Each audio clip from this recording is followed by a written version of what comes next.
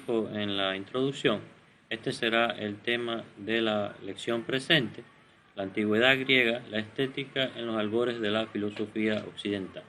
Habíamos aclarado, sin embargo, que no se trata de que estudiemos completamente la filosofía y en este caso la estética griega, sino que más bien entendamos que la estética es un conocimiento anterior a la cultura griega y también paralelo a la cultura griega, y por eso quizás habíamos propuesto la utilización del término preestética o paraestética, dando a entender que no es la única alternativa estética que existe ni existió durante la historia de la humanidad.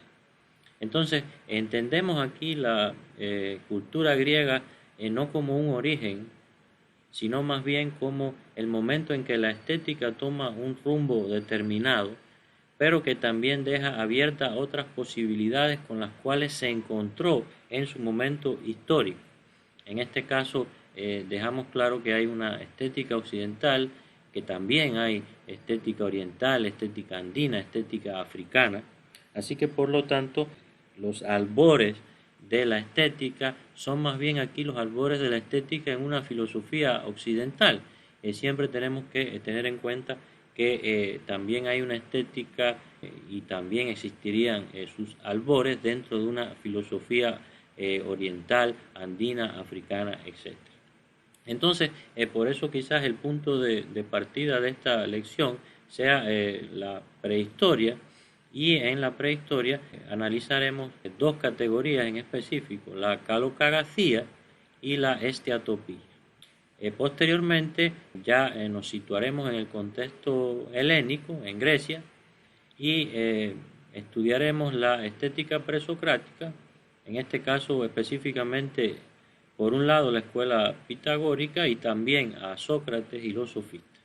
Continuaremos con el pensamiento de el discípulo de Sócrates, el pensamiento de Platón, que muchas veces es difícil de distinguir entre lo que escribió él propiamente, lo que concibió él propiamente, o lo que aparece como una inspiración de las clases que recibiera de Sócrates, específicamente en los diálogos que conocemos, donde Sócrates es el personaje principal. En el caso de Platón nos centraremos en sus reflexiones en torno a la belleza en sí y también a la dimensión matemática de la belleza, que tiene también una conexión directa con el pensamiento pitagórico. Como decíamos, antes de referirnos a la estética o al origen de la estética en la cultura griega como una alternativa estética, tenemos que tener en cuenta que las principales categorías estéticas que se manejaron por los griegos son categorías que parecen inherentes a la condición humana y que por lo tanto vemos ya manifiestas en el arte prehistórico y sus ideales de belleza. La característica fundamental del arte prehistórico es que se trata de una calocagacía. El término calocagacía procede del griego calón, que significa bello, y agazón, que significa bueno. Este bueno también se entiende como útil, es decir, beneficioso. Así que la palabra calocagacía designa la belleza siempre y cuando se trate de algo útil. Un ejemplo de este tipo de belleza es la fabricación de las puntas de lanzas y flechas, que como podemos observar en esta imagen, se trata de implementos, por un lado, que muestran determinadas leyes de simetría que tienen que ver con una belleza de tipo visual, muy probablemente observada en elementos simétricos que existen en la naturaleza, y por otra parte que se trata de objetos realizados a partir de materiales resistentes, o al menos lo más resistente posible a lo que podía llegar la tecnología de la época, y también muy funcionales porque tienen esta forma puntiaguda que permiten su empleo para la cacería, para la pesca, etc. Aparte de la calocagacía, y como después veremos también bastante relacionada con esta, se encuentra el criterio conocido como esteatopigia. La esteatopigia consiste en asociar la belleza con la deformación de determinados órganos que en este caso para el hombre prehistórico tienen un significado relativo a la maternidad, es decir, que favorecen a la maternidad propiamente, en este caso la deformación de los senos, las caderas, es decir, aquellas partes del cuerpo que el hombre prehistórico habría deducido que se relacionan directamente con la capacidad que tenga la mujer de dar a luz o de maternar, en un sentido más amplio de la palabra. Si algo podemos deducir aquí es que estas categorías están en conexión directa con las principales expectativas que tiene el hombre prehistórico. En este caso son la alimentación y la reproducción. Si observamos, por ejemplo, en las figuras, las puntas de flechas y lanzas se utilizan para procurarse el alimento, y en el caso de la Venus de Willendorf sería una estatua, una escultura que representa la maternidad. Ahora, quería, sin embargo, señalar que existe una relación entre la calocagacía y la esteatopigia, en la medida que, si bien la calocagacía se refiere a la conexión que existe entre lo bello y lo útil, la esteatopigia se refiere también a la conexión que existe entre lo que ellos consideran como bello, en este caso estas formas voluminosas, pero que sin embargo también son funcionales, porque consideran que son efectivas, son propicias para precisamente mantener la vida y multiplicarse, que sería una de las formas más, digamos, efectivas de la época para la supervivencia. Mientras mayor número de individuos tiene una comunidad, entonces más fácil es sobrevivir. Partimos entonces de la idea, teniendo en cuenta todo lo anterior, de que existe una intención estética, no solo en el ser humano reciente, que es el que mejor conocemos por todos los registros históricos que hay, sino también del ser humano, o sea, es una cuestión inherente al ser humano prehistórico, y en ese sentido habíamos mencionado que la palabra prehistoria también era problemática porque no tomaba en cuenta la verdadera dimensión de la historia, sino que entendía la historia como una expresión escrita, cuando sabemos de sobra actualmente que la historia también se registra de otras maneras, de forma oral, de forma visual, sonora, también escénica, etc.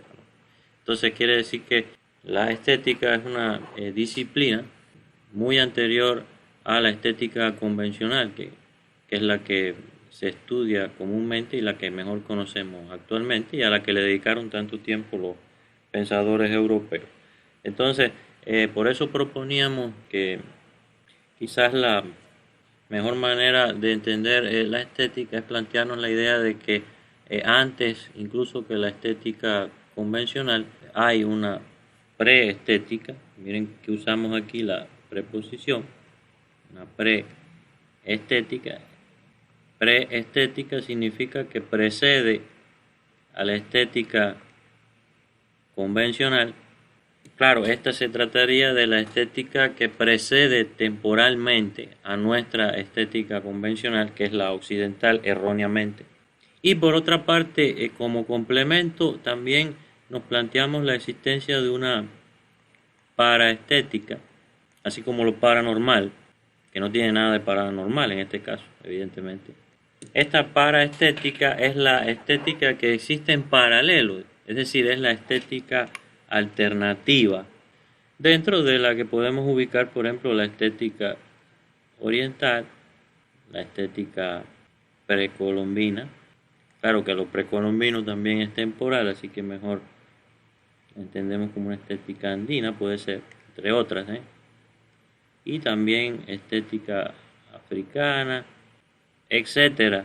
Es decir, existe tantas estéticas como culturas que proponen alternativas. Entonces ya aquí tenemos una mejor manera de entender la cuestión de la estética, porque damos por sentado de que la estética no consiste solo en la estética convencional, sino que se trata también de una preestética, en el caso de la prehistoria, es decir, lo que antecede.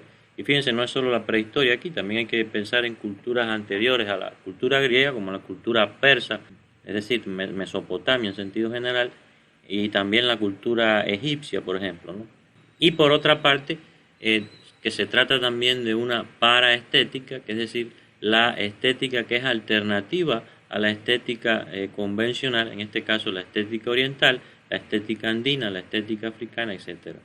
Una verdadera estética o filosofía del arte debería no solo encargarse de estudiar la estética convencional, es decir, el desarrollo que tiene la estética desde la cultura griega, sino que también debe ocuparse de la preestética y de la paraestética.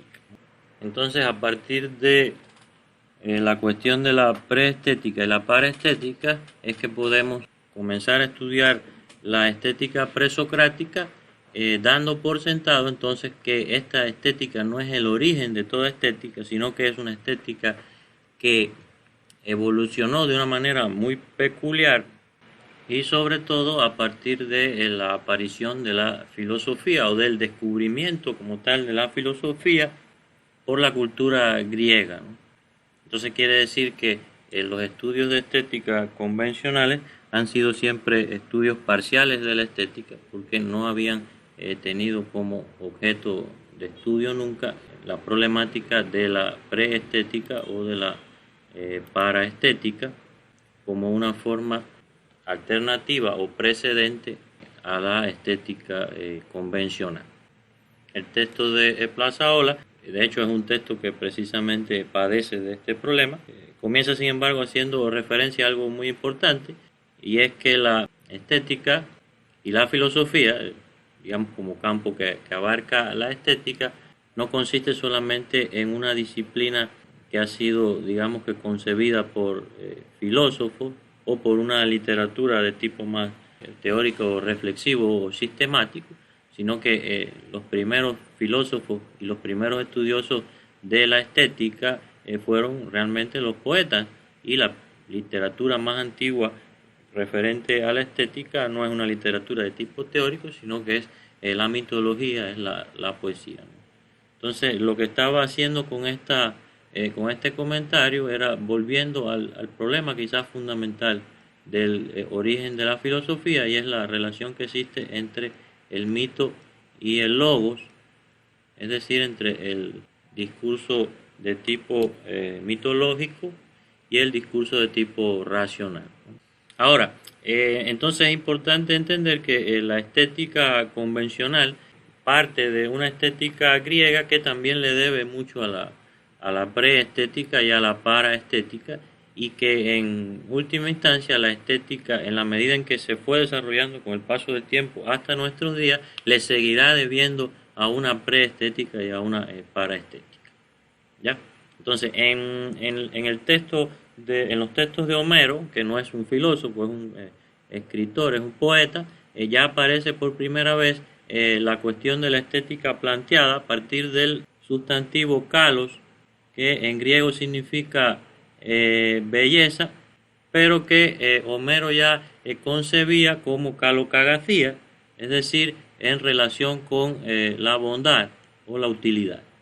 Fíjense, no quiere decir que la belleza sea lo mismo que la bondad, pero sí quiere decir que donde está la belleza también hay bondad, y viceversa. A eso es lo que se refiere esta concepción de la calocracia, ¿no? Entonces quiere decir que Homero nos da el testimonio, ¿ok? No es que Homero haya inventado el término kalos en este sentido, ni haya creado una calocracia, no, la calocracia es un principio que encontramos en esta cultura y que, según lo que hemos visto hasta ahora, también lo encontramos en culturas precedentes y alternativas a esta cultura, ¿no? Entonces, lo que pasa es que donde por primera vez se localiza la utilización del adjetivo kalos, también aparece el sustantivo kalos, que significa belleza y bondad al mismo tiempo, es en la Ilíada de Homero en el siglo 8 a.C. Homero utiliza un recurso literario que todos deben conocer, quizás los de literatura un poco más, que se llama epíteto. El epíteto es una forma de sustantivación que se emplea incluso como recurso literario actualmente. Por ejemplo, decimos que Bolívar el Libertador. Ese el Libertador vendría a ser el epíteto. También puede ser una frase más larga. Entonces aquí les presento una especie de catálogo bastante concentrado de algunos de los epítetos que vemos, que podemos apreciar en la Ilíada.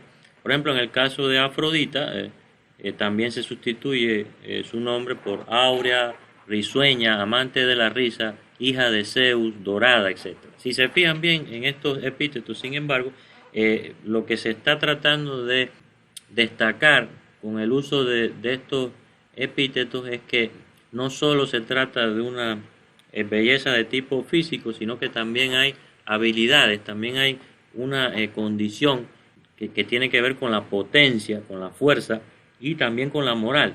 En el caso de Aquiles, tenemos que se usa divino porque era hijo de una diosa, el de pies ligeros, ¿no? Este es muy, muy conocido, quiere decir que es muy rápido, muy fuerte, muy potente, muy veloz, celerípeda, que es lo mismo que de pies ligeros, o semejante a los dioses. Fíjense que semejante a los dioses significa que eres que tienes buen linaje, ¿no? Podemos decir. En el caso de Paris, que es un personaje bastante controvertido, ¿no? Además es que en última instancia provoca la guerra, ¿no? Es muy, muy problemático la idea de resaltarle mucho elementos que tengan que ver con la moral. Entonces se concentra más en su belleza, que era lo que más destacaba. Ya después veremos exactamente qué quiero decir con esto. O Héctor, que destacaba por su valentía, ¿no? El de tremolante casco. Divino, incluso le utiliza este epíteto de divino sin ser hijo de dioses, por el simple hecho de ser tan valiente, ¿no? Entonces podemos observar que la calocracia consiste en también, ¿no? la conexión entre lo bello y lo bueno, resaltando elementos de tipo moral, ¿no? Es decir, elementos que tienen que ver con el actuar de la persona, ¿no? Y este es el fragmento que quería que vieran para que entiendan a qué me refiero con la cuestión de Paris, ¿no? Un encuentro que tiene con Héctor, con su hermano. Dice, pero Héctor lo vio y reprendió con un tono ultrajante: Paris ruin, el más bello galán, seductor, mujeriego. Ojalá no hubiera nacido o soltero muriese. En verdad lo quisiera yo ahora, y a ti te valdría más que ser la vergüenza y oprobio de todos los otros. Los aqueos de largos cabellos se ríen de haberte estimado un valiente campeón por tu apuesta figura, pero no hay en tu pecho valor ni ninguna alegría. Quiere decir que es muy bello, o sea, tu apuesta figura significa que es bello, pero por otra parte no hay en tu pecho valor ni ninguna energía. Esto significa entonces que desde el punto de vista moral estamos en presencia de una condición negativa. Así que podemos llegar a la conclusión de que no se cumple la calocracia, así que de nada le sirve que sea bello. Esto es muy interesante, quiere decir que ellos eran conscientes de que existe la belleza y de que existe también la función, la utilidad, la bondad, pero que si no están conectadas una con otra, de nada sirven por separado, ¿ya?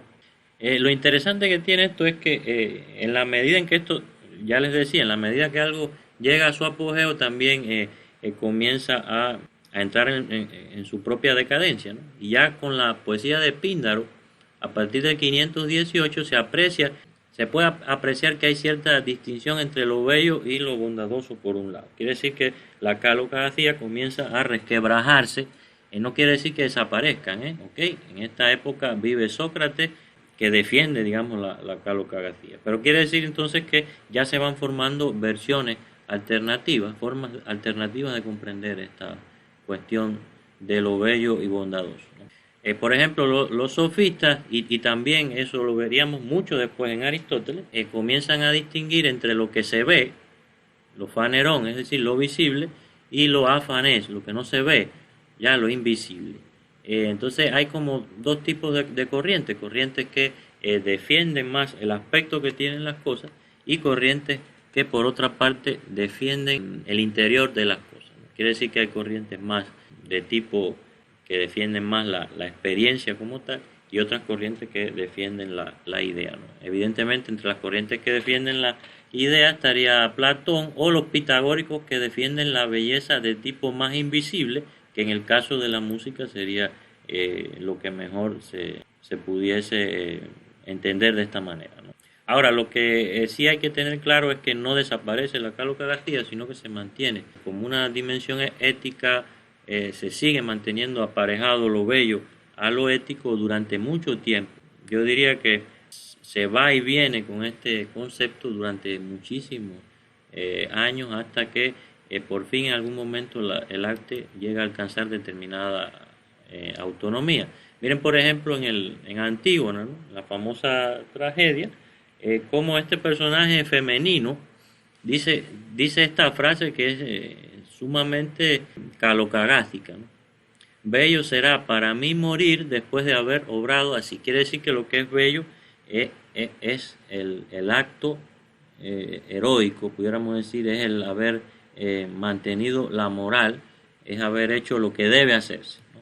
Entonces, aquí observamos que lo bello está conectado con la moral.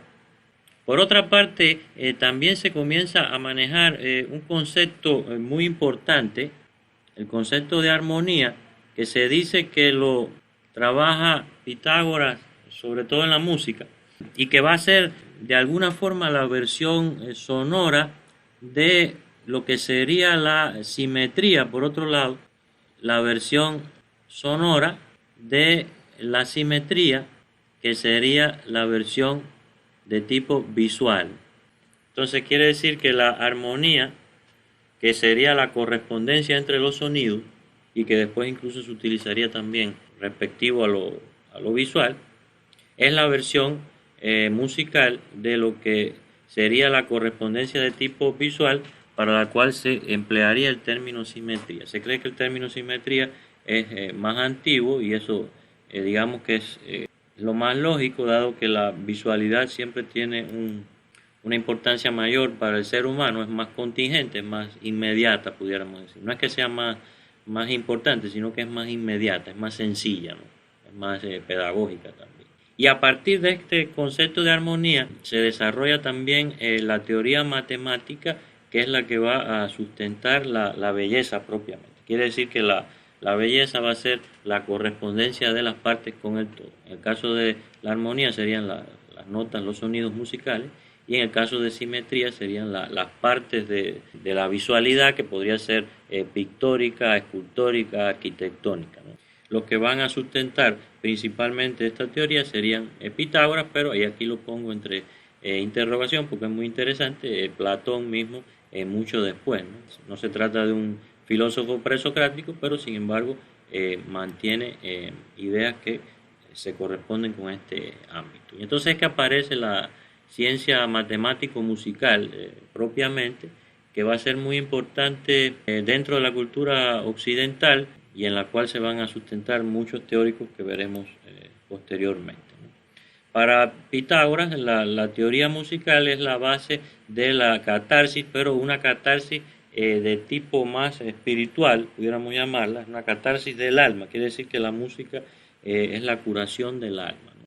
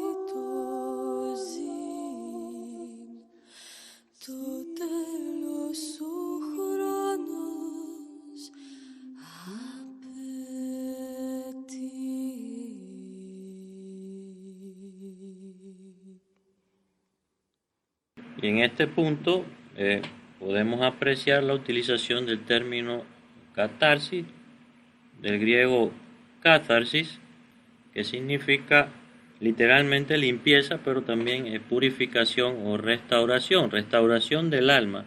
La música es capaz de restaurar el alma del ser humano. También existen otros tipos de catarsis. Básicamente son dos tipos de catarsis y digamos que implican al arte porque son la función del arte propiamente. La catarsis alopática, que es cuando el método de curación, por llamarlo de algún modo, es distinto al padecimiento, ¿no? En el caso, por ejemplo, del padecimiento del alma, tenemos que es la música la que viene a convertirse en esa forma de medicamento restaurador, ¿ya? Entonces, en el caso de la catarsis alopática, tenemos la música como forma de restauración del alma. Y por otra parte, la catarsis homeopática, que fue concebida por Aristóteles en la poética, donde realiza un análisis de la tragedia. La catarsis homeopática es el remedio curativo del mal a través del mismo mal, ¿no? En la medicina, por ejemplo, homeopática, que todavía se emplea en la actualidad, en el caso de la psicología de tipo homeopático, es la exposición al mismo mal como una forma de curación. Por ejemplo, si tienes miedo a la oscuridad, entonces exponerte gradualmente a la oscuridad es lo que te conduce a una superación de este miedo.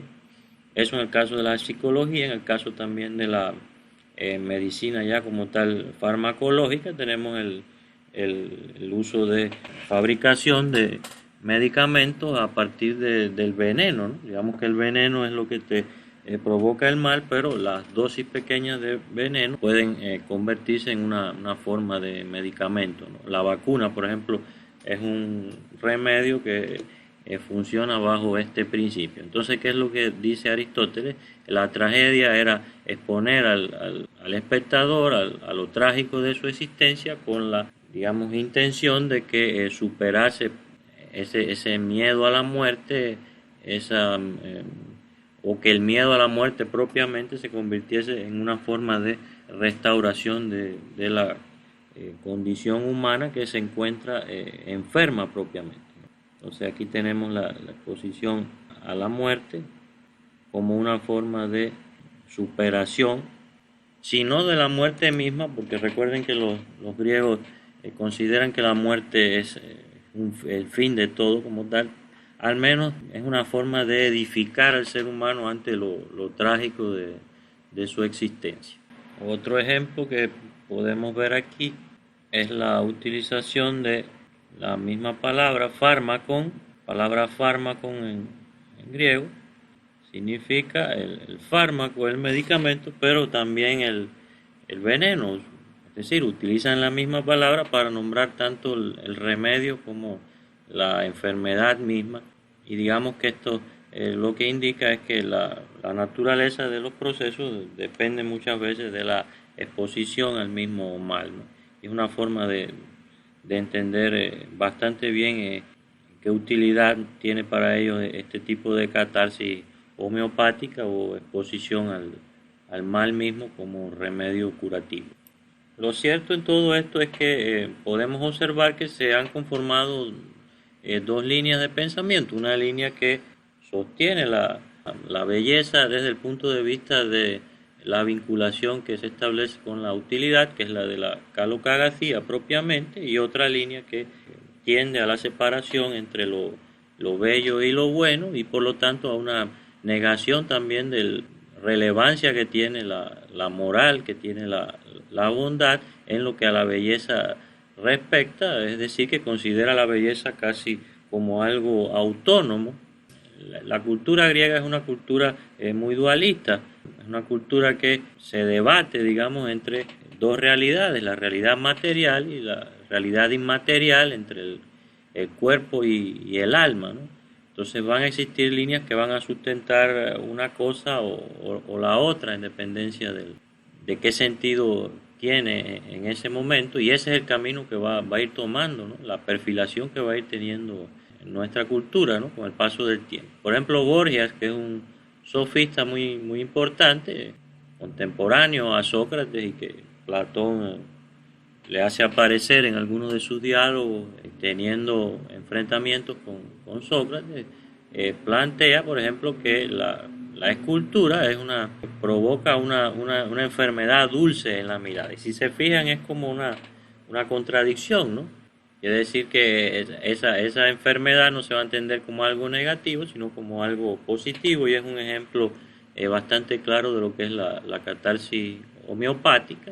También dice que la poesía es un engaño, o sea, y si no, que puede ser otra cosa, que lo simbólico es un engaño, es una forma de sustituir lo real por otra cosa. Quiere decir que básicamente se trata de un engaño, pero este engaño tiene una licencia, que es la licencia de tipo poético, y que conduce entonces a un encanto, y el encantamiento puede tener una parte positiva, que sería el regocijo como tal, pero también una parte negativa, cuando estás encantado como tal, estás sometido a una especie de posesión maléfica, etcétera, ¿no?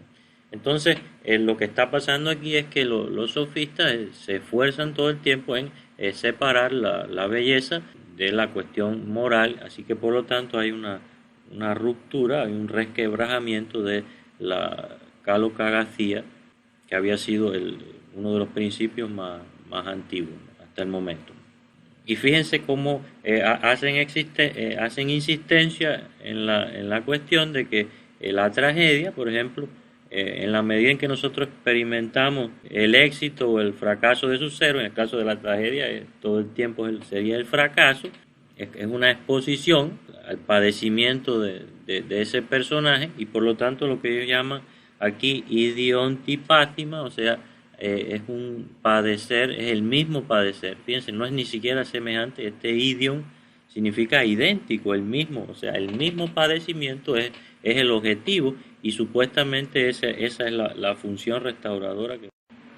Y es en este punto, en medio de esta polémica, la idea de una posible separación entre lo bello y lo bueno, en que aparece nuevamente Sócrates y comienza a defender la vertiente más tradicional, que es como tal la vertiente de la calocracia o del calómprosti, es decir, lo bueno, lo bello para algo, ¿no? Lo bello para algo, en este caso para algo útil, ¿no? De los ejemplos, digamos, más hermosos de esta vertiente es la fabricación del escudo de Aquiles en la Ilíada.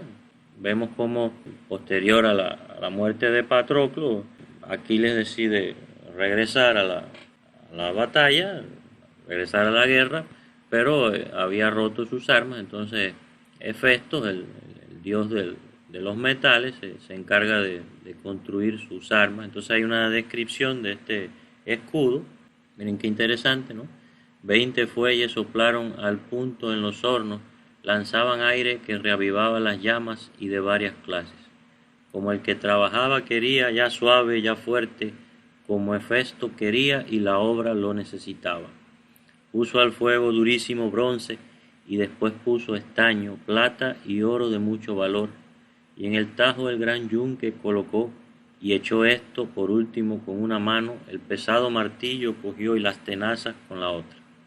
Comenzó fabricando un escudo grande y fuerte y por todas sus partes labrado, con triple cenefa reluciente y brillante. De plata era la abrazadera, 5 capas tenía el escudo y el dios grabó en ellas, con su sabia maestría, muy bellas escenas artísticas. Hizo un bello labrado del mar, de la tierra y los cielos, y del sol incansable, y también el de la luna llena. Entonces tenemos un escudo muy hermoso. Esto que vemos aquí es una recreación del siglo XIX, según la descripción que hace Homero en la Ilíada. Entonces tenemos que es un escudo grande, fuerte, un escudo resistente, que como debe ser, pero también se trata de un escudo muy bello, es tan útil como bello, e incluso tiene, si se fijan aquí, son como historias, ¿no?, que coinciden con las edades de la humanidad, con las edades del hombre, ¿no? Entonces cumple con el doble carácter, el carácter bélico como tal, es un escudo resistente. De nada serviría que fuera tan hermoso si no resistiese los embates de las armas de los enemigos. Entonces, esto es más o menos en qué consiste el pensamiento griego, la comprensión griega de la belleza antes de Sócrates. En lo que sigue vamos a ver cuál es la idea acerca de la belleza posterior a la era socrática. En el caso de Platón tendremos 3 nociones fundamentales respecto a la belleza. En primer lugar, la más conocida de todas, es decir, la vertiente tradicional, la de la calocracia, que no solo es la que prevalece dentro de la cultura griega, sino también en todas las culturas precedentes o alternativa y que sin lugar a dudas debe haber cultivado también por la influencia que tiene de su maestro Sócrates, que como habíamos referido es el que recupera esta noción tradicional de lo bello y que en este caso creo que no debemos seguir desarrollando. En segundo lugar está la cuestión de lo bello en sí. Esto sí se trata de una idea bastante original y que quizás no explica directamente en su texto, pero nosotros la podemos comprender desde su teoría de las ideas, cuestiones que pasaremos a explicar ahora.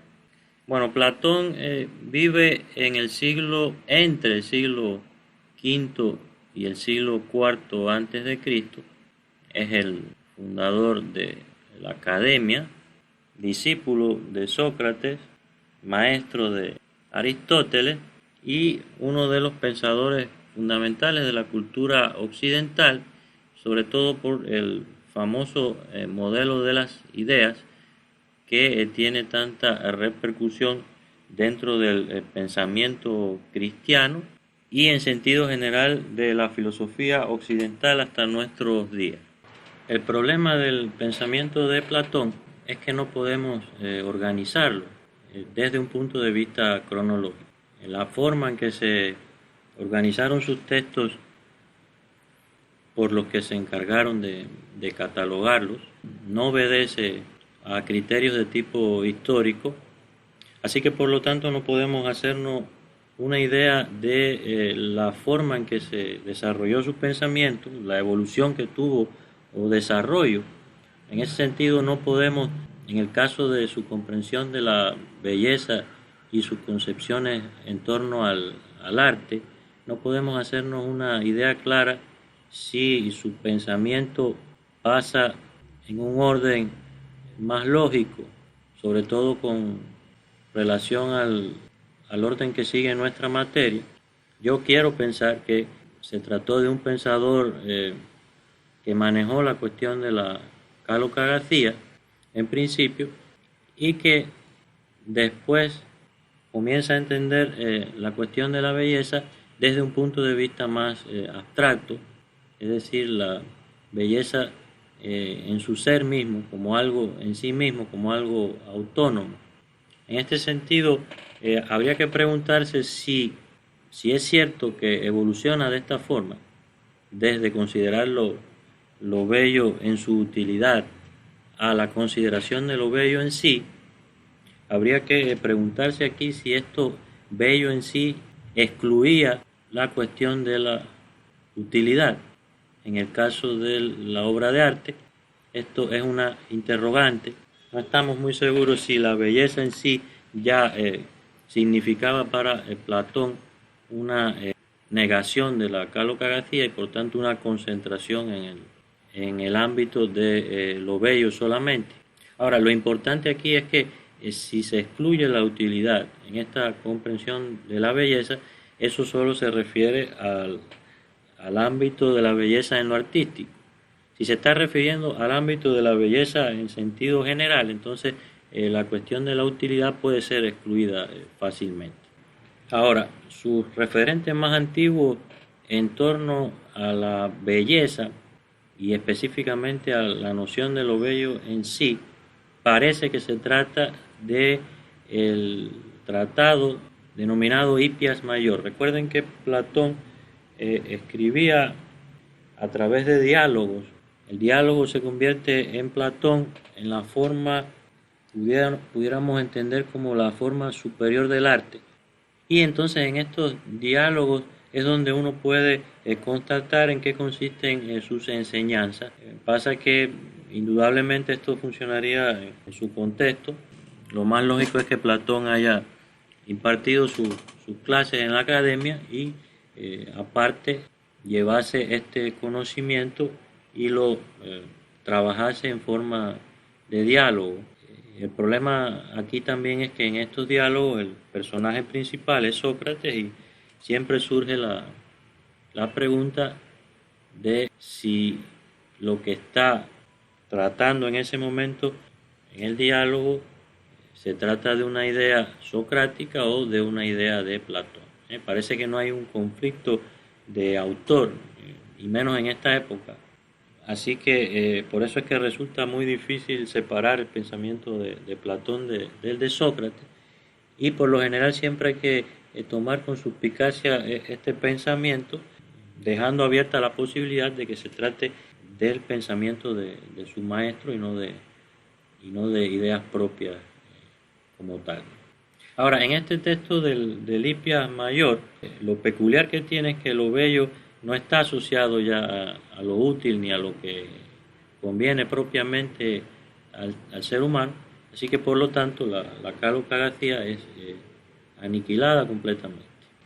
¿A qué se refiere, sin embargo, con esta noción de lo bello en sí? Bueno, según lo que podemos inferir del texto y del fragmento que vamos a leer a continuación, la preocupación que tiene Platón en este momento de su vida ya no es dónde está lo bello, también de alguna manera debe estar superado el problema de cómo es lo bello, porque estas dos cuestiones atañen al objeto como tal, artístico o no, porque bello puede ser el ente en sentido general. Entonces quiere decir que aquí se refiere a la realidad y también a la obra de arte. Ahora, la pregunta que se hace Platón aquí no es dónde hay belleza, ni cómo es la belleza. El cómo estaría dado por la manera en que se da lo bello. En este caso es de tipo matemático, como veremos después. Es decir, lo bello responde a proporciones numéricas. Esto es lo que es la armonía y la simetría en última instancia. Simetría, etcétera, porque hay muchas categorías más. La pregunta con exactitud que se hace Platón aquí es qué es la belleza en sí, más allá de la forma en que ésta se manifiesta o dónde se encuentra. ¿Ya? Entonces, la pregunta nos remite directamente a la esencia de lo bello. A Platón no le interesa en este punto dónde hay belleza ni cómo se da la belleza, sino más bien por qué se da lo bello. Entonces la pregunta aquí tiene que ver con el principio de algo, la causa de algo. Para esto los griegos usaban la palabra argí y la palabra etía. Argí significa principio y etía significa causa. ¿Ya? Esta sería entonces la referencia a la esencia de la belleza. Leamos este diálogo para entender un poco mejor. En este diálogo está conversando Sócrates con Hipias, el sofista. Entonces Sócrates le pregunta, ¿acaso las cosas bellas no son bellas por lo bello? Esto se llama tautología, cuando se repite. Hay una reflexión de tipo tautológica, es decir, es repetitiva. Hipias le responde, sí, por lo bello. Fíjense, ya aquí se centraron en lo bello en cuanto a una categoría de tipo abstracto. Dice Sócrates, ¿existe lo bello? Entonces Hipias le responde, claro, existe, ¿cómo no va a ser que no exista, no? A ver, dime, forastero, ¿qué es lo bello, no? Dice Hipias, ¿acaso el que hace esta pregunta, Sócrates, quiere saber qué es bello? Entonces aquí tenemos la primera resistencia a la profundidad que tiene esta pregunta. La pregunta por lo bello pregunta por la causa de la belleza y por tanto por la esencia de lo bello. Sin embargo, Hipias ha entendido mal la manera en que le formulan la pregunta y ofrece resistencia, o entiende en última instancia que Sócrates está haciendo referencia al aspecto que tiene la belleza, en este caso al cómo y al dónde. Dice Sócrates, no lo creo, sino qué es lo bello. Le vuelve a insistir, no te pregunto cómo es, qué aspecto tiene la belleza, ya eso sabemos, que se trata de cuestiones de proporción, cuestiones de tipo numérico, de relación, de armonía, simetría, etcétera. Y el dónde, evidentemente, la belleza puede estar en cualquier cosa que responda a estas cuestiones de de proporción, simetría, etc. Entonces Hippias le responde que difiere una cosa de la otra. Hippias no puede distinguir qué es la diferencia entre el aspecto de lo bello y la esencia de lo bello. No entiende que existe una diferencia entre el parecer de algo y la esencia de algo. O sea, el parecer es lo que se da ante la vista, pero la esencia viene a ser más bien la causa, el origen de una cuestión. Entonces Sócrates le dice, ¿te parece que no hay ninguna diferencia entre el aspecto y la esencia de lo bello? Hippias le responde, no hay ninguna.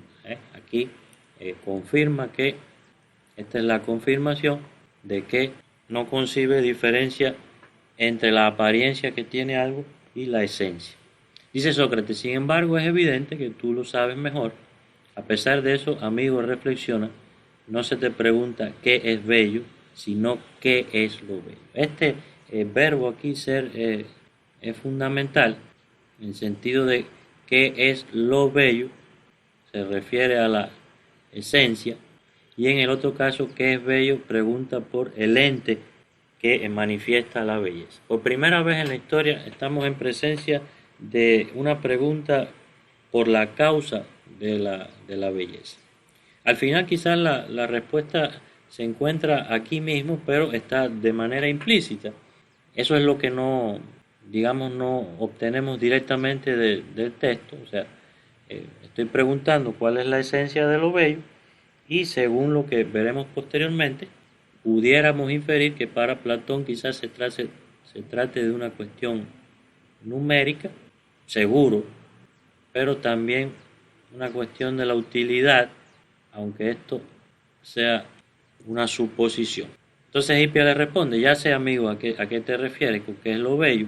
Lo bello es una doncella bella. Entonces, con esta respuesta no estaba expresando en qué consiste lo bello, sino que estaba volviendo al cómo y más específicamente al dónde hay belleza, en este caso en esta doncella. Quizás el cómo tenga mucha más relación con el ser aquí, porque digamos que dentro de este contexto puede referirse más al origen de algo o a la causa de algo en específico. Para entender a qué se refiere Platón con esencia de algo, en este caso específico con belleza en sí, es decir, a la causa o principio de las cosas, es quizás la mejor manera revisar un poco su famoso modelo, su famosa noción en torno a las ideas. Esta básicamente consiste en un modelo piramidal que quizás constituya el más famoso de los modelos piramidales y el que más influencia ha tenido en el pensamiento occidental. El pensamiento de Platón considera que existe una región de tipo trascendente o metafísico, como quieran entenderlo, que denomina hiperuráneos topos. Tenemos este hiper, super y uranio celestial, y topos, que sería el lugar o morada, ¿no?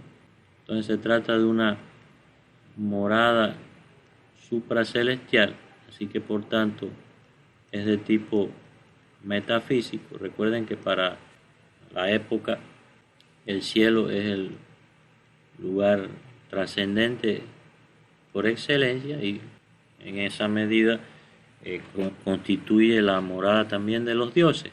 Y sin embargo aquí en la base de esta pirámide tenemos la realidad, que en este caso se trata del ente, es decir, todo lo que es, al menos todo lo que es ante los ojos, ante la vista. Ahora, este modelo piramidal establece una perspectiva de tipo jerárquico entre la morada supracelestial y la realidad, que vendría a ser el cosmos también, ¿no? Las famosas ideas a las que se refiere Platón se localizan en este ámbito. Ahora, ¿qué es una idea?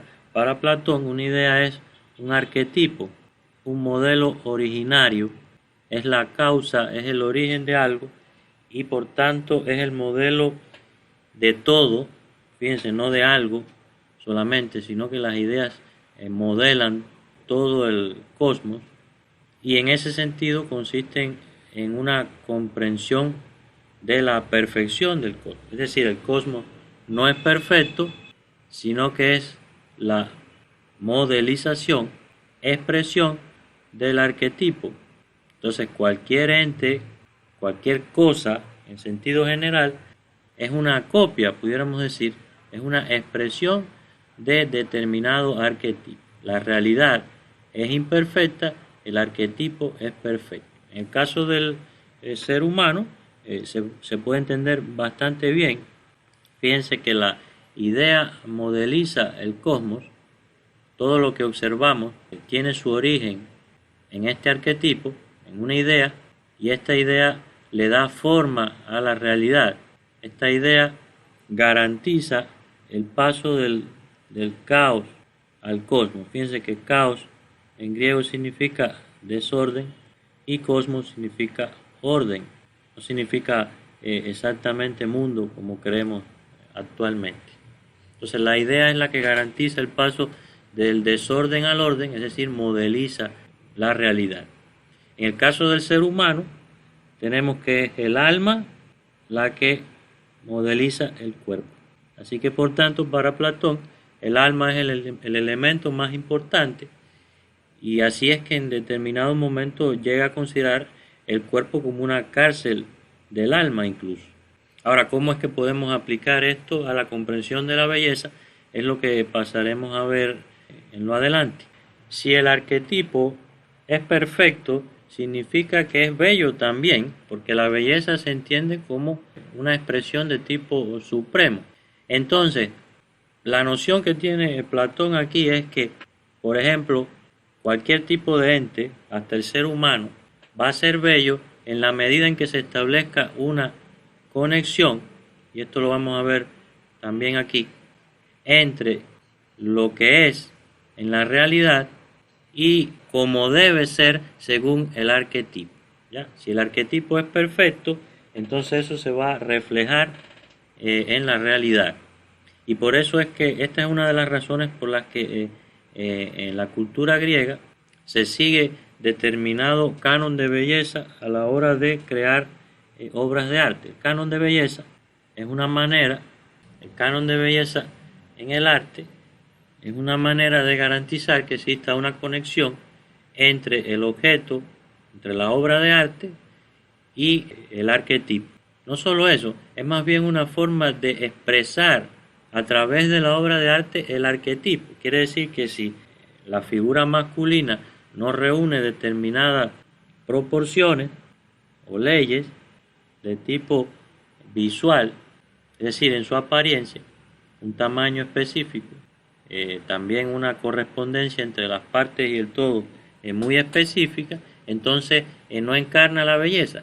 Quiere decir que la escultura para los artistas griegos y para la colectividad griega en sentido general se trata de una expresión del arquetipo o expresión arquetípica, como quieran llamar. Entonces de ahí la importancia de la obra de arte como una manera de fijar la belleza. Este tipo de belleza que se encuentra pormenorizada en la obra de arte a través de los cánones de belleza o ideales de belleza. Fíjense, lo ideal y la idea de Platón es la que prevalece a la hora de tener una experiencia como tal de lo bello y que por lo tanto es lo que determina la cuestión de la belleza en sí. Aquí, por ejemplo, en este fragmento es donde él explica claramente cómo es que considera cuál es la conexión que existe entre el mundo de las ideas y la realidad. Todos deben conocer la alegoría de la caverna, es muy conocida, que es la alegoría de la caverna, o caverna de las ideas también se le llama.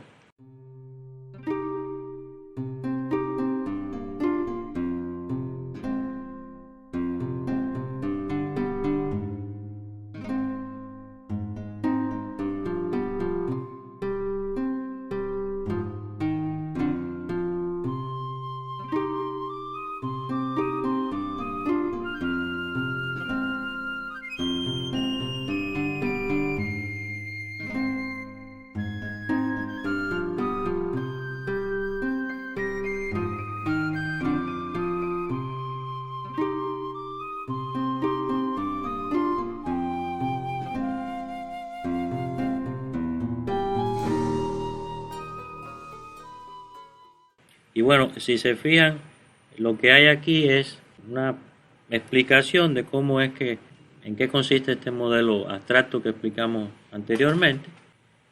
Aquí, por ejemplo, se trata de una caverna en la que se encuentra el ser humano. Dentro de la caverna, en este espacio, se encuentra incluso de espaldas a la entrada de la caverna, no puede girarse ni salir, y entonces lo único que puede observar son las sombras que provoca la luz que entra por este agujero. Es una especie de linterna mágica lo que hay aquí. Y en determinado momento este ser humano que se ha mantenido teniendo una relación con el mundo a través de la sombra, logra acercarse a la entrada y observar bajo la luz del sol cuál es la realidad verdadera. Entonces vendría a ser el ámbito de la idea, vendría a ser lo que está fuera de la caverna, y la realidad en la que vivimos nosotros es esta realidad que está como en sombra, y por lo tanto es solo un reflejo. La perfección viene a ser lo que está bajo la luz o el sol mismo que está afuera, y el reflejo es lo que solamente nosotros podemos percibir con nuestros sentidos en esta realidad.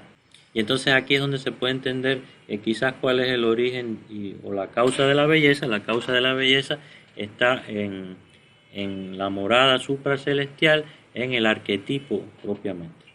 Les decía entonces que a esto podemos sumar el concepto de belleza matemático cuantitativo tomado de Pitágoras como una forma de entender no solo cuál es el origen de lo bello, sino que en este caso cómo se da lo bello en ese origen propiamente, y vemos que es desde el punto de vista matemático, es decir, tiene que ver con leyes de percepción.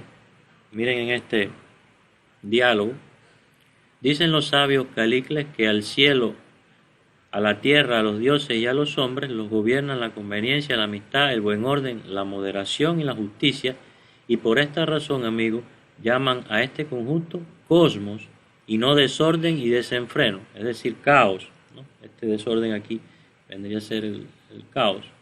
Me parece que tú no fijas la atención en estas cosas, aunque eres sabio. No adviertes que la igualdad geométrica tiene mucha importancia entre los dioses y entre los hombres. Piensas, por el contrario, que es preciso fomentar la ambición porque descuidas la geometría. Entonces la geometría, y en sentido general en la matemática, se convierte en el fundamento de la belleza, entendida como leyes de tipo perceptivo. En estas leyes de tipo perceptivo podemos constatar quizás también la cuestión de la proporción áurea, que todos conocen muy bien, pero en sentido general cualquier tipo de conexión que se establezca entre las partes y el todo. En el caso de la música sería la armonía, como ya les había dicho. En el caso de las artes visuales tiene que ver con la simetría, pero también habría que añadirle el ritmo. Con el paso del tiempo, incluso esta terminología se generaliza y ya podemos utilizar armonía también desde el punto de vista visual. Hay una armonía visual, ¿no? Es armónico a los ojos, pero también pudiera pensarse incluso la simetría desde el punto de vista sonoro, el ritmo también en la lectura, etc. En fin, que resumiendo un poco, la noción de la belleza de Platón, al menos la que más nos interesa, es esta cuestión abstracta, este concebir lo bello en sí, y que se puede explicar a partir de su teoría de las ideas. En este caso específico, lo bello en sí se trataría de la esencia, la causa, el origen de la belleza, no del aspecto que tiene, pero sí de la causa, de lo que conduce a ese aspecto, y que en este caso lo podemos explicar mejor a partir de las nociones matemáticas que fundamentan la experiencia de lo bello a través de la armonía, simetría, ritmo, etc., y que no es más que una convención de tipo matemática, pero que también se observa en la naturaleza, en el orden que tienen las cosas desde el punto de vista natural, Y de esta manera una forma de explicar por qué algo es bello, la profundidad que tiene el pensamiento de Platón es que no se concentra solo en el aspecto de las cosas, sino que siempre se remonta a la esencia de algo. Entonces yo experimento que algo es bello, entonces me hago la pregunta fundamental: ¿por qué ese algo es bello? ¿Cuál es la esencia de esa belleza que se da ante mis ojos? Ya sea en el ente en sentido general y específicamente en la obra de arte.